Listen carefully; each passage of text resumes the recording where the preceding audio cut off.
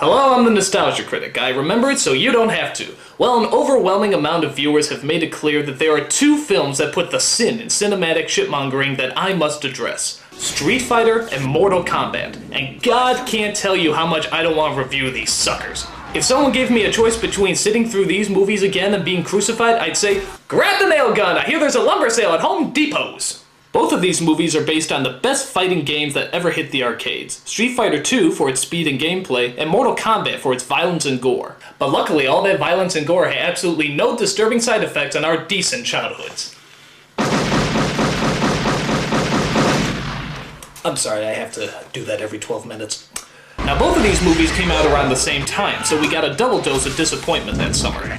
But, to keep it simple, let's review the first film that came out that year, Street Fighter. So what's the main problem with this piece of shit of a movie? 4 syllables. Jean-Claude Van Damme. Van Damme is like the poor man's Chuck Norris, the guy you get if you think Steven Seagal is too classy for your movie. He knows martial arts, but he often forgets that you need a personality in order to be interesting. Anytime, big head. The only bigger insult to having a bad actor in a bad film is having a good actor in a bad film. Enter Raul Julia as the villain M. Bison. Raul Julia was one of the most charismatic actors who ever lived, and was taken from us a million times too early. In fact, it was rumored that Raul Julia did this as his last film because it was something his children really wanted him to do. Well, thank you, you little brats! He lived long enough just to see the destruction of his entire career! Top notch! Warning, this is clearly for satirical purposes. Raul Julia kicks ass, I'm sure his family kicks ass. You've lost your balls. So what's the story, you're probably wondering? Well, ironically, it involves absolutely no street fighting whatsoever. Van Damme plays a war hero named Guile who's out to stop the evil M. Bison from, you guessed it, taking over the world. Of course! On top of his fearsome army, Bison also has hostages that he's holding ransom for $20 billion. Guile, being the fearless leader, has this to say. Can he do that on TV? After that, we get a bad action sequence, followed by another bad action sequence, followed by another bad action sequence, followed by another bad action sequence, followed by... Oh, hey, look, they're actually talking here. Okay, this is the scene where they discuss their strategy to... Oh, wait, no, sorry, this is just another bad action sequence.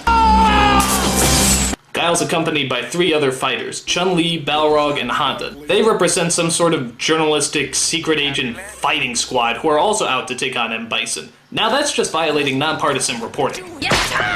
These 3 obviously have a very difficult task ahead of them. Not taking on M. Bison's fearsome army, but trying to figure out what the hell their fearless leader is saying. Call it a wake-up call. A wake-up call? What's a wake-up call? If I'm not topside in 15 minutes. What? And destruct his defenses. Huh? If Sagat runs against Bison. Who? Seriously, even the actors in the movie look at him like they have no idea what he's saying. Some moron just scanned me. I hate to admit it, but I think I might actually be missing Schwarzenegger. Get the hostages out! Get the hostages out! Things start looking up when it appears that Guile has been shot and murdered in the middle of a violent shootout. Hey, alright, this movie's finally starting to get good! It turns out that Guile's still alive, and this death scene was just an attempt to fool the enemy, even though they spot him on a speedboat just a few moments later. Which makes this scene entirely pointless. By the way, I love Guile's army fatigue of blue camouflage. That'll really come in handy if they're ever fighting in the sky or underwater. The rest of the story is kinda hard to keep track of, considering how there's so many damn characters. Most adaptations have the problem of leaving a character or 2 out, but not Street Fighter. No, they had the courtesy of giving us every single damn annoying character these games ever produced. Like Guile, and Bison, Chun-Li, Honda, Zagat, Balrog, Ken, Ryu, Cammy, Zangief, DJ, Vega, Dhalsim, T-Hawk, Blanca, Sneezy, Dopey, Grumpy, Dancer, Prancer, Comet, Cupid, Cubby, Tommy, Pinky Brain, John, Ringo! The Professor and Mary Ann! It's a nightmare! Everyone in the world is here! It's like a Street Fighter Christmas! Okay, I'm gonna do you a favor and show you the only funny scene in this entire movie. It's when the villains are watching a TV screen showing a truck of explosives riding out of control, only to find that the truck is actually heading right towards them. Quick! Change the channel! Okay, that's kind of funny. But trust me, it's not worth it to watch painful scenes like this one where the most stereotypically smug British man tells Guile that they're giving in to M. Bison's demands. Deliver these instructions to your troops, then consider yourself relieved of your command. We think we can deal with General Bison. Now if you'll excuse me, I'm off to burn down an orphanage and puppy farm.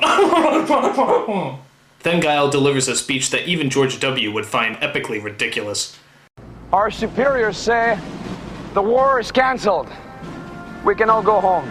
Oh, God. I don't know how much more of this movie I could take. Bison is getting paid off for his crimes.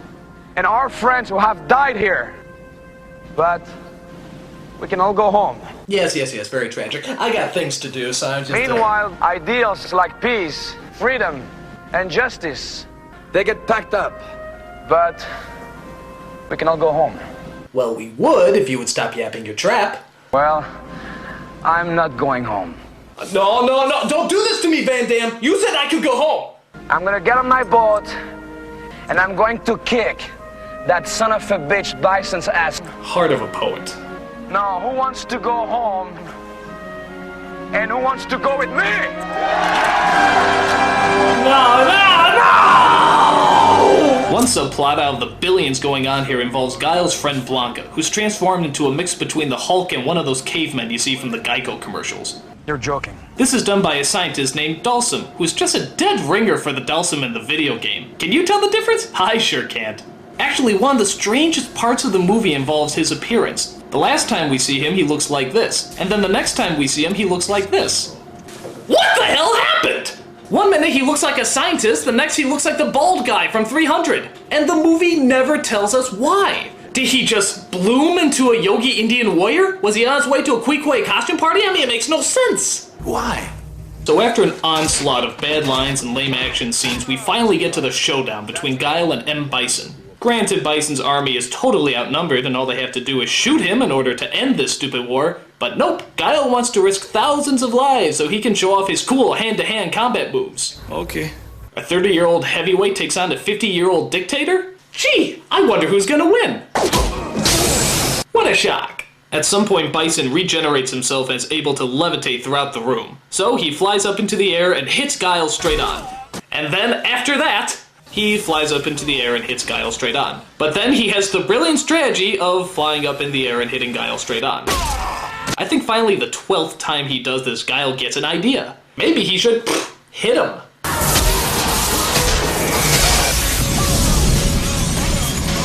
Bison, you're off the air. I think probably the strangest scene, and trust me, that's saying a lot, comes at the very end when Guile tries to rescue Blanca and Dalsum. Blanca says he can't face the world looking how he does, so Dalsum decides to look after him in the comfort and safety of a burning building. I mean, what made them think they would be okay there? Guile even at one point says, This whole place is gonna go up. "Oh, it's a fixer-upper, but you can't beat that rent." Gee, I wonder how the armies feel knowing that Guile's best friend and an innocent scientist were lost in that explosion. I guess they're taking it pretty well. Horrible movie, sucks ass, next film. Of course!